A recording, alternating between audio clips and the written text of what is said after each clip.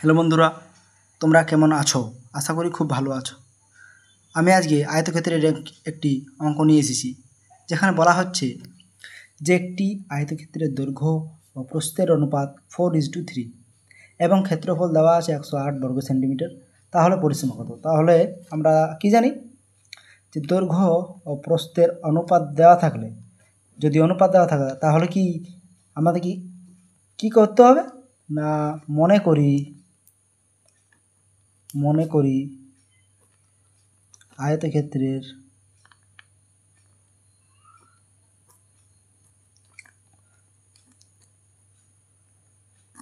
দৈর্ঘ্য সমান 4x semi এবং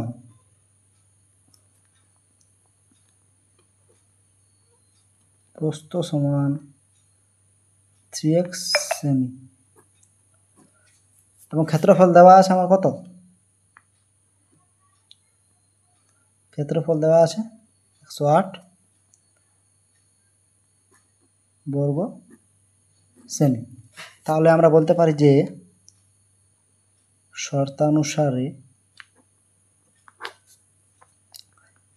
দৈর্ঘ্য ইন্টু প্রস্থ সমানই হচ্ছে ক্ষেত্রফল। ঠিক আছে, তাহলে 4 3 12 x স্কোয়ার, 12 x স্কোয়ার সমান 108। তাহলে x স্কোয়ার সমান সরি, একটু লাইন চলে গেছে তো ওই জন্য একটু বেশি ঘাম চলে আসছে। 108 ডিভাইডেড বাই 12, তাহলে আমি 3 দিয়ে কাটছি, 3 3 9 10, 3 6 18, সরি পেনে শেষ হয়ে গেছে, 3 6 18, 3 4 12, কলমে শেষ হয়ে গেছে। তো এখানে একে ভাঙতে গেলে কি হবে? 3 3 9, 3 6 18, 3 4 12, 4 9 36।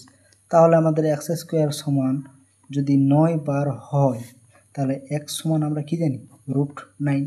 তাহলে x সমান 3। এটা আমার কি x এর মান পেলাম। তাহলে আমি দৈর্ঘ্য কত ধরেছি? দৈর্ঘ্য সমান আমি কত ধরেছি? 4x। প্রস্থ আমি কত ধরেছি? 3x। তাহলে দৈর্ঘ্য বাইর করার নিয়ম কি? দৈর্ঘ্য সমান কত হচ্ছে? 4 ইন্টু এক্স এর মান কত বাইর হয়েছে? 3। তাহলে দৈর্ঘ্য হচ্ছে 12 হলো এবং প্রস্থ হচ্ছে 3 ইন্টু এক্স এর মান 3, তাহলে 9। তাহলে আমরা পরিসীমা কি জানি? আয়তক্ষেত্রের পরিসীমা সমান 2 গুণিত দৈর্ঘ্য যুক্ত প্রস্থ। তাহলে পরিসীমা সমান কত? 2 গুণিত দৈর্ঘ্য কত? আমরা দৈর্ঘ্য আমাদের হচ্ছে যে 12, প্রস্থ কত? প্রস্থ হচ্ছে 9। তাহলে 2 ইন্টু 12 না কত হয়? 21, নিশ্চয়ই 21। তাহলে আমাদের সঠিক উত্তর কত হবে? 42 পরিসীমা। It is the answer. So এখানেই ভিডিওটি শেষ করছি।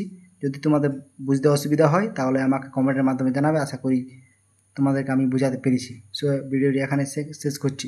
ততক্ষণ পর্যন্ত ধন্যবাদ।